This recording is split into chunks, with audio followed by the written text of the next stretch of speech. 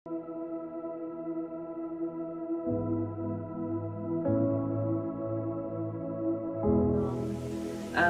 kita sekali lagi di dalam renungan singkat kita hari ini. Kali ini saya ingin mengajar tentang bulan yang keempat, yaitu bulan Tammuz. Di dalam bulan 4 ini, ianya bermula pada penghujung bulan Jun sehingga menuju pada pengakhir bulan Julai menurut kalender Romawi.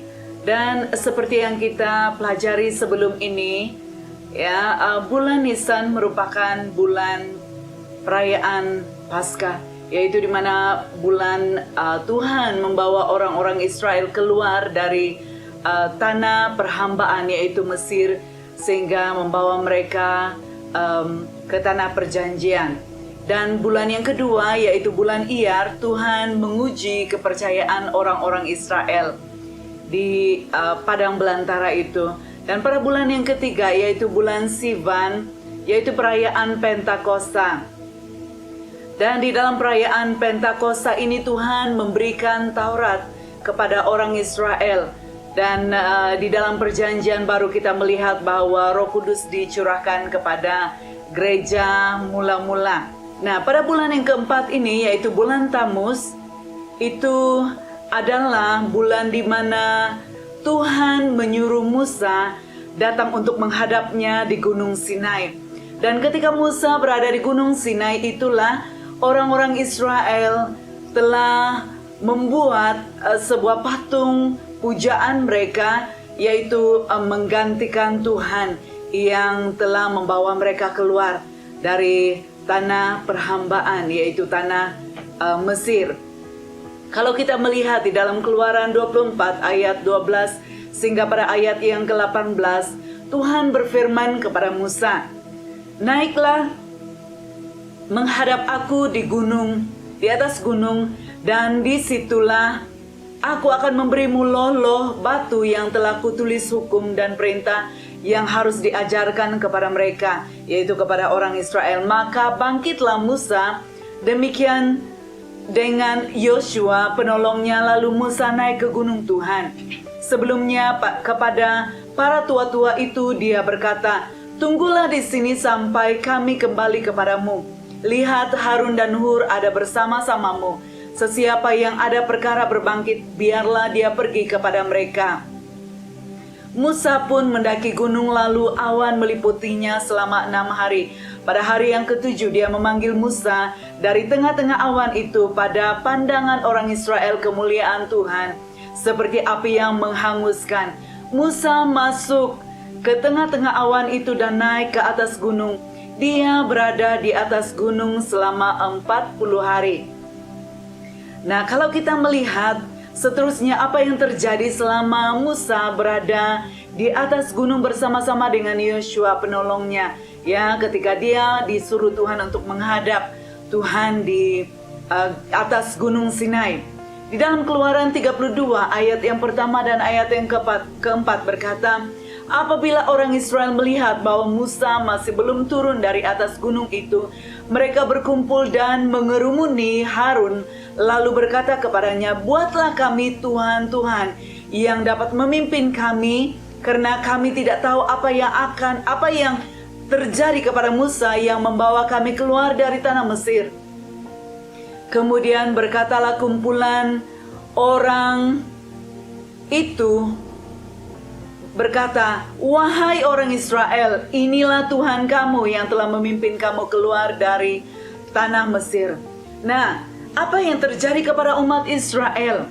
Mengapa mereka berkeadaan seperti ini? Kalau kita melihat kondisi orang Israel pada ketika itu, mereka berada di padang belantara. Di padang belantara, dan mereka disuruh Tuhan untuk pergi ke gunung Tuhan. Dan ketika mereka ada di sana, mereka melihat bahwa Musa telah tidak ada bersama dengan mereka. Bahkan keadaan di hutan belantara itu, keadaan yang tandus, yang panas, kering dan berbahaya. Melihat keadaan itu mereka menjadi sangat ketakutan. Dan apatah lagi apabila Musa tidak ada bersama-sama dengan mereka. mereka menjadi resah. Ya, mereka menjadi hilang kepercayaan mereka kepada Tuhan yang sebelum ini telah membawa bahkan melakukan mujizat ya kepada umat Israel, di mana Tuhan menyuruh Musa mengangkat tongkatnya dan melakukan mujizat di depan mata orang-orang Israel. Dan pada ketika Musa disuruh Tuhan untuk mengangkat tongkat itu, terbelahlah Laut Merah.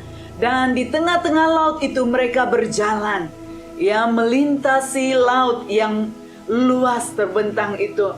Dan ketika mereka dalam kondisi ditinggalkan oleh Musa selama 40 hari, mereka telah lupa bahwa Tuhan telah melakukan perkara yang ajaib kepada mereka.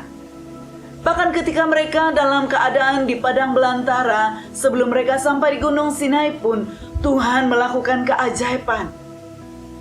Tuhan memberi mereka minum. Ketika mereka kehausan, Tuhan memberi mereka makan. Yang ketika mereka bersungut-sungut. Tetapi selama mereka mengalami keadaan keajaiban itu dan sampailah mereka di Gunung Sinai, pada waktu Musa tidak bersama dengan mereka, mereka menjadi resah dan mereka menjadi ketakutan. Nah, ini selalu berlaku kepada orang-orang Kristen hari-hari ini. Apa yang terjadi kepada umat Israel ketika mereka ketakutan? Mereka berseru kepada Harun, buatlah patung bagi kami, karena itu yang mereka lihat kepada orang-orang Mesir. Mereka selalu menyembah kepada patung-patung ketika mereka memerlukan pertolongan. Keadaan ini membuatkan mereka lupa bahwa ada Tuhan yang perkasa yang bersama-sama dengan mereka. Mereka berseru-seru kepada Harun, buatlah patung, buatlah patung, buatlah patung bagi kami. Nah, kumpulan orang-orang yang seperti ini karena desakan mereka, Harun pun menurut desakan itu sehingga dia membuat patung bagi mereka. Ya, dia membuat patung bagi mereka. Dan pada waktu itu Tuhan berkata kepada Musa, turunlah, lihatlah keturunan yang telah memberontak kepadaku. Mereka semasa engkau tidak ada, mereka sudah mulai membuat patung sembahan mereka. Nah, ini bulan ini Tuhan katakan kita perlu berhati-hati dalam hal kita penyembahan kita kepada Tuhan. Banyak situasi-situasi yang mungkin boleh menyebabkan kita ketakutan, yang boleh menyebabkan mengalihkan kepercayaan kita kepada Tuhan. Ya, kita harus berhati-hati dalam hal ini.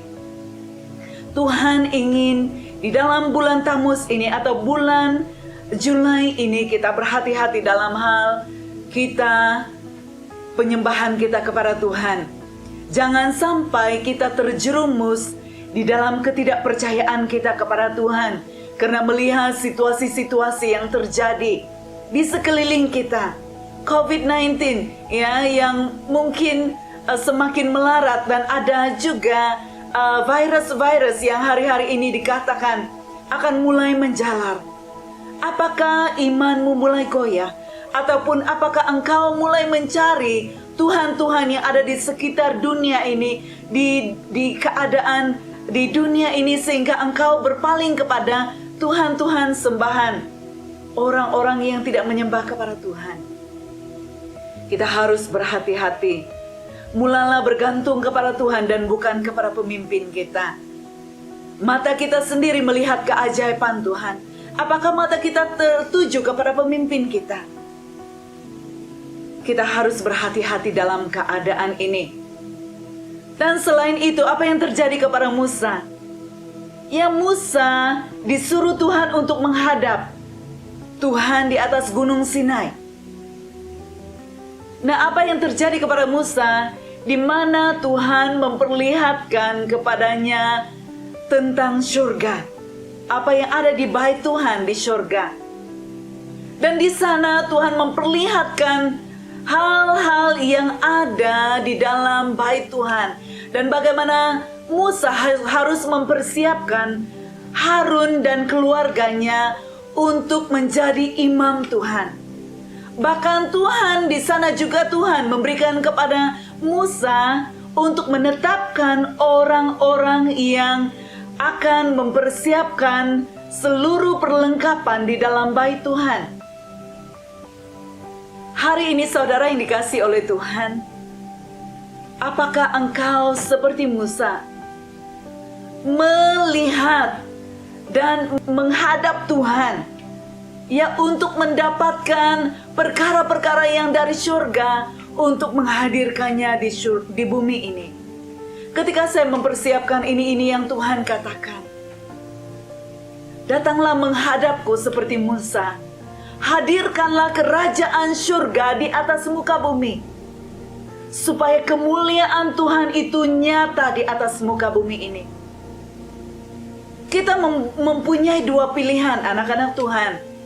Hari ini kita belajar, apakah kita seperti orang Israel yang melupakan, ya, ketika dalam keadaan yang terjepit, ketika dalam keadaan bermasalah, mereka berpaling kepada Tuhan-Tuhan sembahan orang Mesir ataupun Tuhan-Tuhan berhala yang disembah oleh dunia ini. Tetapi kepada Musa, Tuhan menyatakan keajaiban, karena dia mengarahkan pandangan dan matanya tertuju kepada apa yang ingin Tuhan lakukan di atas muka bumi ini. Saudara yang dikasihi oleh Tuhan, itu adalah pilihan kita. Apakah kita mau menjadi seperti orang Israel yang berpaling daripada Tuhan dan menyembah berhala ketika mereka dalam keadaan terjepit dalam masalah dan sebagainya? Ataukah kita mau menjadi seperti Musa yang ingin mengarahkan pikiran dan hatinya tertuju kepada apa yang Tuhan ingin laksanakan di bumi seperti di surga?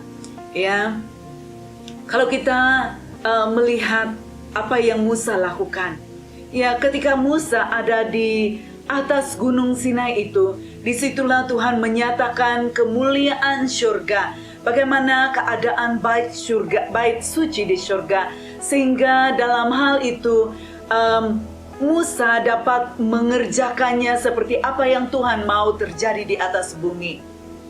Saudara yang dikasihi oleh Tuhan, kita mempunyai tugas masing-masing. Ya, kita sebagai anak-anak Tuhan, ya, diberikan tugas dan mandat oleh Tuhan untuk menghadirkan surga di atas muka bumi. Kita mempunyai pilihan. Dan bahkan di dalam kita melakukan tugas ini, marilah kita melakukan itu dengan pandangan dan mata yang tertuju kepada Tuhan. Kita menghadap Dia dan meminta petunjuknya apa yang harus kita lakukan, ya, untuk menjadikan kenyataan bahwa kemuliaan Tuhan terlaksana di atas muka bumi ini.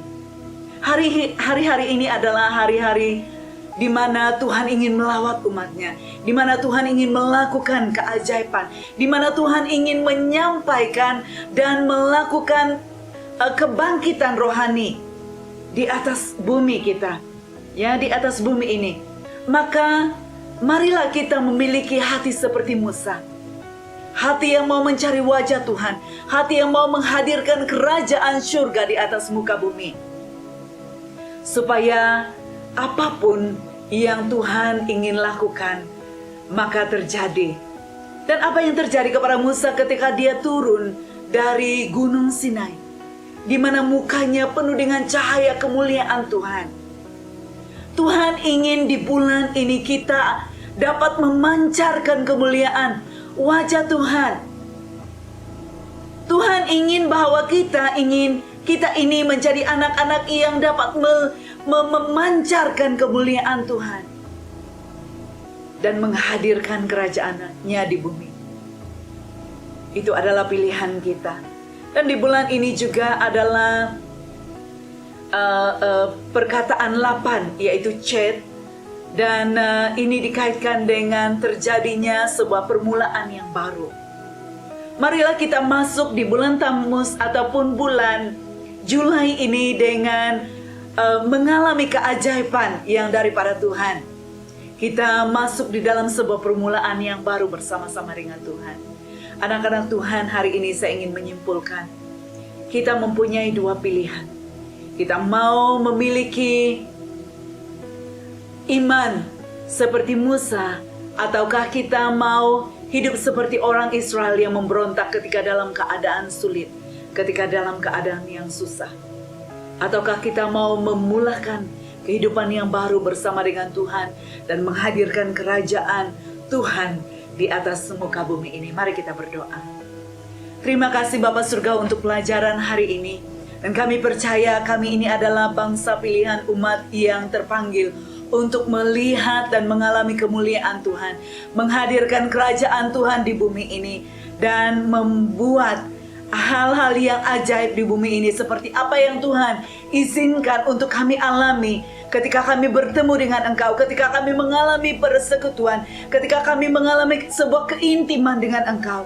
Tuhan, kami berdoa supaya kami ini adalah orang-orang yang memiliki hati seperti Musa, yang mau menghadirkan kerajaan di atas muka bumi ini. Jadilah seperti apa yang Kau inginkan di surga terjadi di bumi ini, seperti yang Tuhan plankan. Terima kasih Bapa Surgawi, ini doa kami, kiranya Engkau Tuhan memampukan kami untuk mengalami hal-hal yang supernatural bersama dengan Engkau ketika kami datang menghadap Engkau. Dalam nama Yesus kami berdoa, kami menjadi anak-anak bangsa pilihan. Terima kasih, dalam nama Yesus kami bersyukur. Haleluya. Amin. Dan bertemu kita dalam pelajaran kita yang seterusnya pada hari esok. Terima kasih, Tuhan memberkati kita semua. Haleluya. Amin.